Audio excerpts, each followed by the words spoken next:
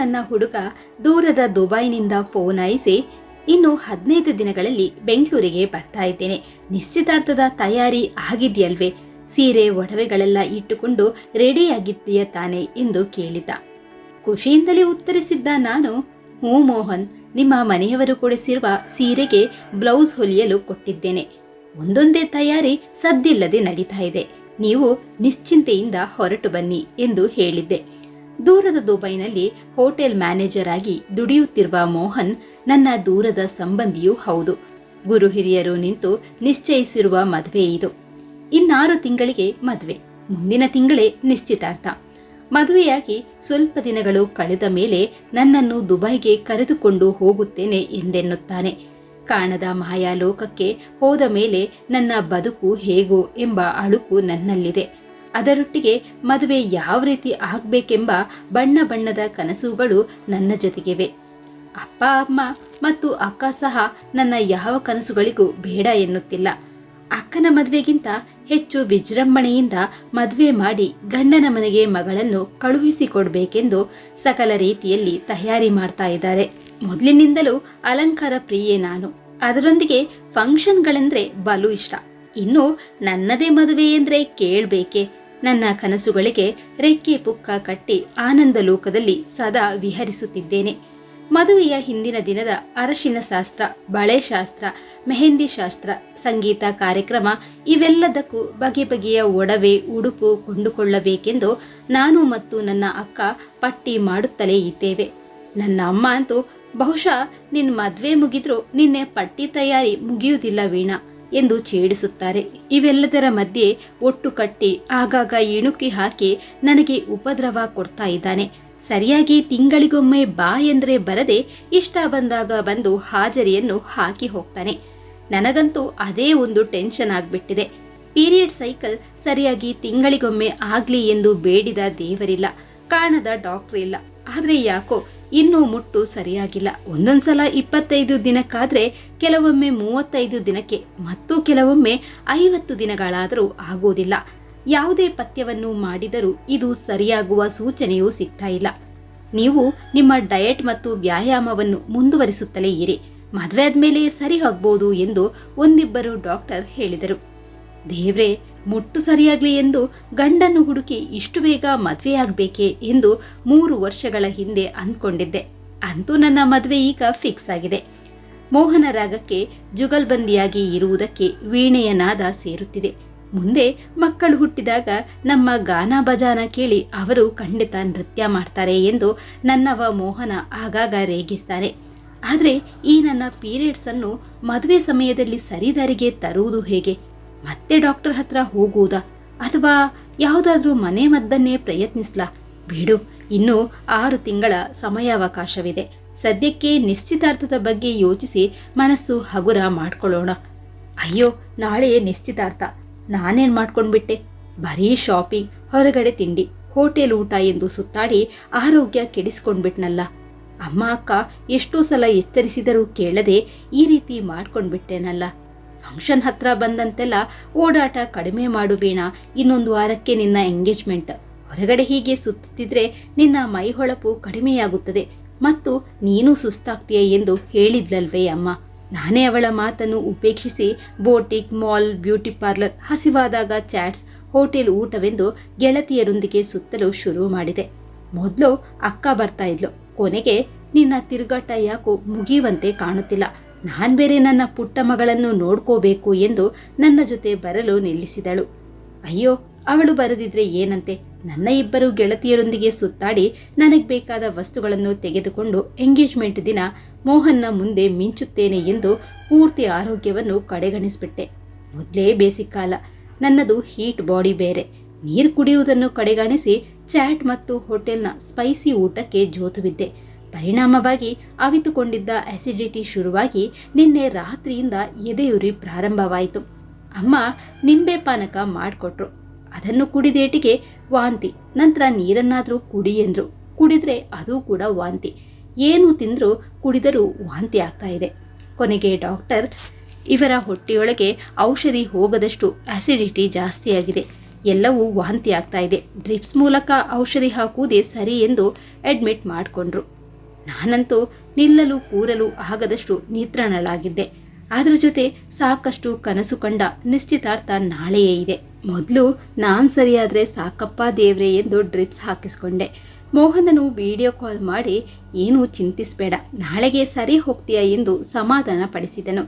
ದಣಿದಿದ್ದ ದೇಹ ಕಣ್ಣು ರೆಪ್ಪೆಗಳನ್ನು ಮುಚ್ಚುವಂತೆ ಮಾಡಿದು. 2 ದಿನಗಳಿಂದ ನಿದ್ರೆ ಇಲ್ಲದೆ ಚಡಪಡಿಸುತ್ತಿದ್ದ ದೇಹ ಹಾಗೆಯೇ ನಿದ್ರೆಗೆ ಜಾರಿತು. ಮಾರನೇ ದಿನ ಹಾಗೋ ಹೀಗೋ ಎಂಗೇಜ್ಮೆಂಟ್ ಮುಗ್ದೇ ಹೋಯಿತು.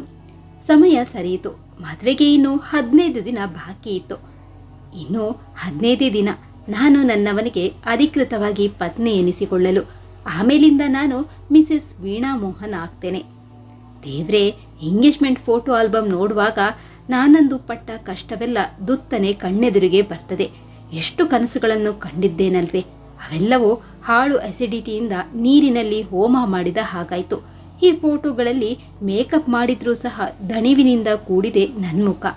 ಎಲ್ಲ ನನ್ನ ಅತಿಯಾದ ತಿರುಗಾಟದಿಂದಲ್ವೇ.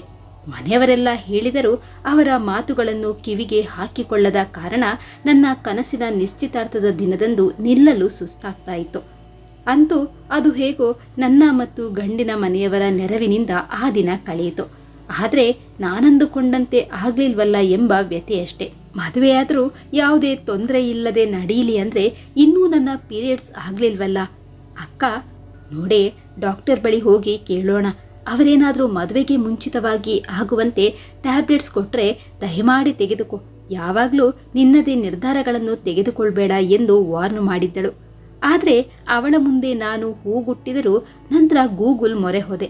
ಅವಧಿಗೆ ಮುಂಚಿತವಾಗಿ ಪೀರಿಯಡ್ಸ್ ಆಗಬೇಕಾದ್ರೆ ಏನು ಮಾಡಬೇಕು, ಯಾವ ಮನೆಮದ್ದನ್ನು ತೆಗೆದುಕೊಳ್ಬೇಕು ಎಂದು ನೋಡಿದೆ. ಅಂತೂ ನನ್ನ ಪ್ರಶ್ನೆಗೆ ಉತ್ತರ ಸಿಕ್ಕಿತು. ಪಪ್ಪಾಯಿ ಕಾಯಿಯನ್ನು ತಿನ್ನುತ್ತಿದ್ರೆ ಪೀರಿಯಡ್ಸ್ ಆಗುತ್ತದೆ ಎಂದು ಗೂಗಲ್ ಹಲವು ಲೇಖನಗಳಲ್ಲಿ ಬರೆದಿತ್ತು. ನಾನ್ಯಾಕೆ ಇದನ್ನು ಪ್ರಯತ್ನಿಸಬಾರ್ದು ಎಂದು ಎನಿಸಿತು. ಅದರೊಂದಿಗೆ ನಿಶ್ಚಿತಾರ್ಥದ ಸಮಯದಲ್ಲಿ ಅಸಿಡಿಟಿಯಿಂದ ಆದ ಎಡವಟ್ಟಿನ ಬಗ್ಗೆಯೂ ನೆನಪಾಗಿ ಭಯ ಆಗ್ತಾ ಇತ್ತು. ಇನ್ನೂ 1 ವಾರ ಕಾಯೋಣ, ಆಗದಿದ್ರೆ ಪಪ್ಪಾಯಿ ಕಾಯಿಯನ್ನು ತಿನ್ನೋಣ ಎಂದ್ಕೊಂಡೆ. ದಿಢೀರನೆ ಇನ್ನೊಂದು ಕಡೆಗೆ ನನ್ನ ಯೋಚನೆ ವಾಲಿತು. 2 ತಿಂಗಳಿಗೆ ಮೋಹನ್ನೊಂದಿಗೆ ನಾನು ದುಬೈಗೆ ಸ್ಥಳಾಂತರವಾಗಬೇಕಲ್ವೇ. ಹುಟ್ಟಿದ ಈ ಊರು, ನನ್ನ ಮನೆ, ನನ್ನ ಕುಟುಂಬವನ್ನು ಬಿಟ್ಟು ಕಾಣದ ಆ ದೂರದ ದುಬೈಗೆ ಹೇಗಪ್ಪ ಹೋಗ್ಲಿ? ಹೋದ ನಂತರ ಕೆಲಸಕ್ಕೆ ಮೋಹನ್ ತೆರಳಿದಾಗ ಮನೆಯಲ್ಲಿ ನಾನು ಒಬ್ಳೇ ಹೇಗಿರ್ಲಿ ಎಂಬ ಚಿಂತೆ ಶುರುವಾಯಿತು. ಮುಂದಿನ ಪರದೇಶದ ಜೀವನವನ್ನು ಕಲ್ಪಿಸಿಕೊಳ್ಳಲು ಬೇಸರವಾಗಿ ಹಾಗೆಯೇ ನಿದ್ರೆಗೆ ಜಾರಿದೆ. ನಿದ್ದೆಯಲ್ಲಿ ಮೋಹನ್ ಬೆಂಗಳೂರಿಗೆ ಶಿಫ್ಟ್ ಆದಂತೆ ಕನಸ್ಬಿತ್ತು. ತಟ್ಟನೆ ಎದ್ದು, ಭಗವಂತ, ಇದೊಂದು ನನ್ನ ಆಸೆಯನ್ನು ಹೇಗಾದರೂ ಈಡೇರಿಸಿಬಿಡು ಎಂದುಕೊಂಡು ಸಂಜೆಯ ವಾಕಿಂಗ್ಗೆ ಹೋದೆ. ಇನ್ನು 15 ದಿನಗಳಲ್ಲಿ ನನ್ನ ಮದುವೆ.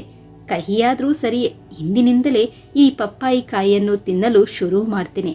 ಪೀರಿಯಡ್ ಆಗಿ ನಾನು ನನ್ನ ಮದುವೆಯ ಸಮಯದಲ್ಲಿ ಫ್ರೀಯಾಗಿ ಇದ್ರೆ ಅಷ್ಟೇ ಸಾಕು ಎಂದು ಯಾರಿಗೂ ಗೊತ್ತಾಗದ ಹಾಗೆ ನನ್ನ ರೂಮ್ನಲ್ಲಿ ಒಂದೊಂದೇ ಪಪ್ಪಾಯಿ ತುಂಡನ್ನು ತಿನ್ನಲು ಶುರು ಮಾಡಿದೆ. ಕಾಯಿ ಬಹಳ ಕಹಿಯಾಗಿ ಒಗರೊಗರಾಗಿ ಇತ್ತು. ಆದರೂ ನನ್ನ ಎಕ್ಸ್ಪೆರಿಮೆಂಟ್ನಲ್ಲಿ ಗೆಲ್ಲಬೇಕೆಂಬ ಅತಿಯಾದ ಆಸೆಯಿಂದ 2-3 ದಿನ ನನ್ನ ರೂಮ್ನಲ್ಲಿ ಆಗಾಗ ತಿನ್ನುತ್ತಿದ್ದೆ. ಅದರೊಂದಿಗೆ ನನ್ನ ಮದುವೆಯ ತಯಾರಿಯು ಸಂಭ್ರಮ ಸಡಗರದಿಂದ ನಡೀತಾ ಇತ್ತು. ಅಂದು ಬೆಳಿಗ್ಗೆ ಎದ್ದಾಗಲೇ ಒಂದು ರೀತಿಯ ಹೊಟ್ಟೆ ನೋವು. ಅಬ್ಬಾ, ಅಂತೂ ನನ್ನ ಮುಟ್ಟು ಈ ಸಲ ಕೈ ಕೊಡದೆ ಪಪ್ಪಾಯಿ ಕಾಯಿಯ ದಯೆಯಿಂದ ಶುರುವಾಯಿತು ಎಂದು ಖುಷಿ ಪಟ್ಟೆ. ಆದರೆ ಆ ಖುಷಿ ಕೆಲವೇ ನಿಮಿಷಗಳಲ್ಲಿ ಮಾಯವಾಗುತ್ತದೆ ಎಂದು ನಂತರ ಗೊತ್ತಾಯಿತು. ಬರುಬರುತ್ತಾ ನನ್ನ ಹೊಟ್ಟೆ ನೋವು ಜಾಸ್ತಿಯಾಗಲು ಶುರುವಾಯಿತು. ಎಷ್ಟೆಂದರೆ ನಾನು ಬಿದ್ದು ಹೊರಳಾಡುವಷ್ಟು. ಹೇಗೋ ಬಾಗಿಲನ್ನು ಕಷ್ಟಪಟ್ಟು ತೆಗೆದು ಅಮ್ಮನನ್ನು ಕರೆದು ವಿಚಾರ ತಿಳಿಸಿದೆ. ಗಾಬರಿ ಬಿದ್ದ ಅಮ್ಮ ಕೂಡ್ಲೆ ಖರೀದಿಗೆಂದು ಹೊರಗೆ ಹೋಗಿದ್ದ ಅಪ್ಪನನ್ನು ಫೋನ್ ಮಾಡಿ ಕರೆದರು. ಅಕ್ಕನೂ ಅವಳ ಮನೆಯಿಂದ ಬಂದ್ಲು. ಕೂಡ್ಲೆ ನನ್ನನ್ನು ಆಸ್ಪತ್ರೆಗೆ ಕರೆದುಕೊಂಡು ಹೋದ್ರು. ನನ್ನ ತೀವ್ರವಾದ ಹೊಟ್ಟೆ ನೋವು ಇನ್ನೂ ನಿಂತಿರಲಿಲ್ಲ. ಕಿರುಚಾಡುತ್ತಲೇ ಇದ್ದೆ. ಕೊನೆಗೆ ಡಾಕ್ಟರೊಂದು ಇಂಜೆಕ್ಷನ್ ಕೊಟ್ಟ ಮೇಲೆ ಹಾಗೆಯೇ ಮಂಪರಿಗೆ ಜಾರಿದೆ. ಅತಿಯಾಗಿ ಪಪ್ಪಾಯಿ ಕಾಯಿ ತಿಂದಿದ್ರಿಂದ ನನ್ನ ದೇಹದ ಉಷ್ಣ ಜಾಸ್ತಿಯಾಗಿ ಈ ರೀತಿ ಆಯಿತು ಎಂದು ಡಾಕ್ಟರ್ ತಿಳಿಸಿದರು. ಮತ್ತೆ ಪ್ರಜ್ಞೆ ಬಂದಾಗ ಡಾಕ್ಟರ್ ನನಗೆ ಸರಿಯಾಗಿ ಬೈದು, ಇಷ್ಟು ತಿಳುವಳಿಕೆ ಉಳ್ಳವರಾಗಿ ಯಾಕೆ ಈ ರೀತಿ ಯಾರಿಗೂ ತಿಳಿಸದೆ ಡಾಕ್ಟರ್ನ ಅಡ್ವೈಸ್ ತೆಗೆದುಕೊಳ್ಳದೆ ಇಂತಹ ಸಾಹಸಕ್ಕೆ ಕೈ ಹಾಕ್ತೀರಿ? ಅದು ಬೇರೆ, ಇನ್ನೊಂದು 10 ದಿನದಲ್ಲಿ ನಿಮ್ಮ ಮದುವೆಯಂತೆ, ಹುಷಾರಾಗಿ ಇರಬೇಕಲ್ವೇ ಎಂದು ಎಚ್ಚರಿಸಿದರು. ನನ್ನ ಮೂರ್ಖತನಕ್ಕೆ ನನಗೇ ಅವಮಾನವಾಯಿತು. ಎಂಗೇಜ್ಮೆಂಟ್ ಸಮಯದಲ್ಲಿ ಸುತ್ತಾಡಿ ಅಸಿಡಿಟಿ ಬರೆಸ್ಕೊಂಡೆ. ಈ ಸಲ ಇಲ್ಲದ ಜಾಣತನ ಪ್ರದರ್ಶಿಸಿ ಹೊಟ್ಟೆ ನೋವು ಅನುಭವಿಸಿದೆ. ಅಂತೂ ಡಾಕ್ಟರ್ ಕೊಟ್ಟ ಮಾತ್ರೆಗಳಿಂದ ಬೇಗ ಸಾವರಿಸಿಕೊಂಡೆ. ಅದರೊಂದಿಗೆ ಅವರು ಕೊಟ್ಟ ಇನ್ನೊಂದು ಮಾತ್ರೆಯಿಂದ ನನ್ನ ಮುಟ್ಟು ಕೂಡ ಶುರುವಾಯಿತು. ಉಗುರಲ್ಲಿ ಹೋಗುವುದಕ್ಕೆ ಕೊಡಲಿಯನ್ನು ತೆಗೆದುಕೊಂಡಲ್ಲ ಎಂದುಕೊಂಡೆ. ಸುಸ್ತು ಆಯಾಸ ಕ್ರಮೇಣ ಕಡಿಮೆಯಾಗಿ ಮದುಮಗಳ ಕಳೆ ನನ್ನಲ್ಲಿ ಬಂದು ಬಿಟ್ಟಿತು. ನಾನು ಅಂದುಕೊಂಡಂತೆ ಅರಿಶಿನ, ಬಳೆ, ಮೆಹಂದಿ, ಸಂಗೀತ ಕಾರ್ಯಕ್ರಮಗಳು ಎಲ್ಲವೂ ಸಾಂಗವಾಗಿ ನೆರವೇರಿ ಮದುವೆ ರಿಸೆಪ್ಷನ್ಗಳು ಸಂಭ್ರಮದಿಂದ ನಡೆಯಿತು. ಮದುವೆಯ ನಂತರದ ದಿನಗಳು ಬಹಳ ಸಂತೋಷಕರವಾಗಿದ್ದವು. ಹೊಸ ಮನೆ, ಹೊಸ ಜಾಗ, ಗಂಡನ ಸಾಮೀಪ್ಯ ಎಲ್ಲವೂ ನನ್ನಲ್ಲಿ ನವ ಉಲ್ಲಾಸ ತುಂಬುತ್ತಿತ್ತು. ಮದುವೆಯಾಗಿ 1 ತಿಂಗಳು ಕಳೆಯುವಷ್ಟರಲ್ಲಿ ನಾನು ಸಂಪೂರ್ಣವಾಗಿ ಗಂಡನ ಮನೆಗೆ ಹೊಂದ್ಕೋಬಿಟ್ಟೆ. ಅತ್ತೆ, ಮಾವ, ಮೈದುನ ಎಲ್ಲರೂ ಬಹಳ ಒಳ್ಳೆಯವರು. ನನಗೆ ಇನ್ನೊಂದು ಅಮ್ಮನ ಮನೆ ಸಿಕ್ಕಿದೆ ಎನ್ನುವಂತೆ ನೋಡ್ಕೋತಾ ಇದ್ರು. ಆದರೆ ಇನ್ನೆಷ್ಟು ದಿನ? ಬರುವ ತಿಂಗಳು ನಾನು ದುಬೈಗೆ ಹೋಗಿ ಅಲ್ಲಿ ಒಂಟಿಯಾಗಿ ಬಾಳಬೇಕಲ್ವೇ? ಇವರ್ಯಾರೂ ಇಲ್ಲದೆ ಹೇಗಪ್ಪ ನಾನಲ್ಲಿ ಸಂತೋಷವಾಗಿ ಇರಲಿ ಎಂದು ಯೋಚಿಸುತ್ತಾ ಚಿಂತಿತಳಾಗುತ್ತಿದ್ದೆ. 2 ವಾರಕ್ಕೆ ಮೋಹನ್ ಬಂದು ನನ್ನನ್ನು ಅಲ್ಲಿಗೆ ಕರೆದುಕೊಂಡು ಹೋಗ್ತಾನೆ ಎಂದುಕೊಳ್ಳುತ್ತಾ ದುಬೈಗೆ ಲಗೇಜ್ ಪ್ಯಾಕ್ ಮಾಡ್ಕೋತಾ ಇದ್ದೆ. ಸಂಜೆ 6ರ ಸಮಯ. ವಿಡಿಯೋ ಕಾಲ್ ಮಾಡಿದ ಮೋಹನ್, ನಿನಗೊಂದು ಗುಡ್ ನ್ಯೂಸ್ ಇದೆ, ನಿನ್ನ ಭಾವನೆಗಳನ್ನು ಕಣ್ಣಾರೆ ನೋಡುವ ಎಂದು ವಿಡಿಯೋ ಕಾಲ್ ಮಾಡಿದೆ ಅಂದ. ಹೌದೇನು? ಅದೇನೆಂದು ಬೇಗ ಹೇಳು ಮೋಹನ್, ನನಗೀಗಾಗಲೇ ಎದೆ ಹೊಡೆದುಕೊಳ್ತಾ ಇದೆ. ಕೆಲಸದಲ್ಲಿ ಪ್ರಮೋಷನ್ ಸಿಕ್ಕಿ ಸಂಬಳ ಜಾಸ್ತಿ ಆಯ್ತಾ ಎಂದು ಕೇಳಿದೆ. ಇಲ್ಲ ವೀಣಾ, ಅದಕ್ಕಿಂತಲೂ ಮೇಲು. ಏನೆಂದು ಹೇಳುತ್ತೇನೆ ಕೇಳು. ಇಲ್ಲಿಯ ಹೋಟೆಲ್ ಮ್ಯಾನೇಜರ್ ಕೆಲಸ ನನಗೆ ಸಾಕಷ್ಟು ಅನುಭವ ಕೊಟ್ಟಿದೆ. ಕಳೆದ 8 ವರ್ಷಗಳಿಂದ ಇಲ್ಲೇ ಒಬ್ಬಂಟಿಗನಾಗಿ ದುಡಿತಾ ಇದ್ದೇನೆ. ಮತ್ತೆ ನಿನ್ನನ್ನು ಸಹ ಇಲ್ಲಿಗೆ ಕರೆದುಕೊಂಡು ಬಂದು ಎಲ್ಲರಿಂದ ಬೇರ್ಪಡಿಸಿ ಒಬ್ಬಳನ್ನಾಗಿಸುವುದು ಊಹಿಸಲು ನನಗೆ ಸಾಧ್ಯವಾಗಲಿಲ್ಲ. ಹಾಗಾಗಿ ನಿನ್ನ ಜೊತೆಗೆ ನನ್ನ ಮದುವೆ ಗೊತ್ತಾಗಿನಿಂದಲೂ ನಾನು ಬೆಂಗಳೂರಿಗೆ ಬಂದು ಅಲ್ಲೇ ಒಂದು ಹೋಟೆಲ್ ಯಾಕೆ ಮಾಡಬಾರ್ದು ಎಂದು ಯೋಚಿಸ್ತಾ ಇದ್ದೆ. ನನಗೆ ಗೊತ್ತು, ನಿನಗೂ ಸಹ ಪರದೇಶದ ಬಗ್ಗೆ ಒಲವಿಲ್ಲ ಎಂದು, ಸ್ವದೇಶದಲ್ಲೇ ಇದ್ದು ಏನಾದರೂ ಮಾಡಬೇಕು ಎನ್ನುವವಳು ಅಂತ.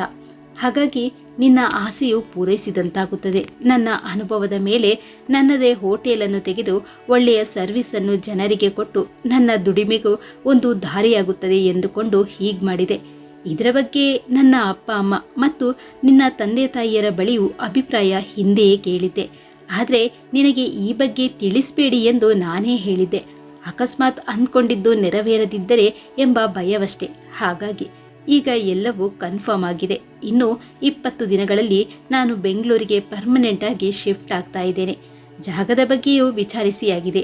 ಒಳ್ಳೆಯ ದಿನವನ್ನು ನೋಡಿ ಮುಂದಿನ ತಿಂಗಳಿನಿಂದ ಹೊಸ ಹೋಟೆಲ್ ಪ್ರಾರಂಭಿಸಿಯೇ ಬಿಡೋಣ ಎಂದು ನನ್ನ ಉತ್ತರಕ್ಕಾಗಿ ಕಾಯುತ್ತಾ ನೋಡಿದ ಮೋಹನ್. ನನಗಂತೂ ಮಾತನಾಡಲು ಪದಗಳೇ ಉಳಿದಿರಲಿಲ್ಲ. ಆ ದಿನ ಕಂಡ ಕನಸು ಇಂದು ನಿಜವಾಗಲೂ ನನಸಾಯ್ತಲ್ಲ ಎಂದು ದೇವರಿಗೆ ತುಪ್ಪದ ದೀಪ ಹಚ್ಚಿದೆ. ಪುನಃ ಮೋಹನ್ಗೆ ಕಾಲ್ ಮಾಡಿ, ನೀನು ಹೇಳ್ತಾ ಇರುವುದು ನಿಜವೇ ತಾನೇ ಎಂದು ಮತ್ತೊಮ್ಮೆ ಕೇಳಿದೆ. ಹ್ಞೂ ಮಾರಾಯ್ತಿ, ನಿಜ ಎಂದಾಗ ಥ್ಯಾಂಕ್ ಯು ಮೋಹನ್. ತಡೆಯಲಾರದ ಖುಷಿ, ಸಂತೋಷ ಇಂದು ನನ್ನದಾಗಿದೆ. ಯುಗಾದಿ ಕಳೆದು 1 ತಿಂಗಳಾಗಿರಬಹುದು. ಆದರೆ ನನಗಿಂದೇ ಯುಗಾದಿ. ಹೊಸ ವಿಷಯ, ಹೊಸ ಖುಷಿ, ಹೊಸ ಹುರುಪು, ಹೊಸ ಆನಂದವನ್ನು ನನಗೆ ನೀನಿಂದು ನೀಡ್ತಾ ಇದೆಯಾ. ಹಸಿರು ಮರದಲ್ಲಿ ಹೊಸ ಚಿಗುರು ಮೂಡಿದಂತೆ ನಮ್ಮ ಬದುಕಿನಲ್ಲೂ ನೀನು ತೆರೆಯುವ ಪುಟ್ಟ ಕೂಸಾದ ನಮ್ಮದೇ ಹೊಸ ಹೋಟೆಲ್ ಎಲ್ಲರ ಬದುಕಿನ ಉನ್ನತಿಗೆ ಕಾರಣವಾಗಲಿ. ನಿನ್ನ ಬರುವಿಕೆಗಾಗಿ ನಾನು ಕಾಯುತ್ತಿರುತ್ತೇನೆ. ಆದಷ್ಟು ಬೇಗ ಬಾ. ನೀ ಬರುವ ದಿನವೇ ನಮಗಿಲ್ಲಿ ಸಂಭ್ರಮದ ಯುಗಾದಿ. ನೀ ಇಷ್ಟಪಡುವ ಕಾಯಿ ಒಬ್ಬಟ್ಟು ಹಾಗೂ ಮಾವಿನಕಾಯಿ ಚಿತ್ರಾನ್ನವನ್ನು ನನ್ನ ಕೈಯಾರೆ ಮಾಡಿ ಬಡಿಸುತ್ತೇನೆ. ಈಗಲೇ ಈ ಖುಷಿಯ ವಿಷಯವನ್ನು ಮನೆಯವರಿಗೆಲ್ಲ ಹೇಳುತ್ತೇನೆ ಎಂದು ಫೋನ್ ಇಟ್ಟು ಅಡುಗೆ ಮನೆಯಲ್ಲಿದ್ದ ಅತ್ತೆಯ ಹತ್ರ ಓಡಿದೆ. ಮೊದಲೇ ವಿಷಯ ಗೊತ್ತಿದ್ದ ಅವರು ಸೊಸೆಯ ಸಂಭ್ರಮ ಕಂಡು ಇನ್ನಷ್ಟು ಖುಷಿ ಪಟ್ಟರು.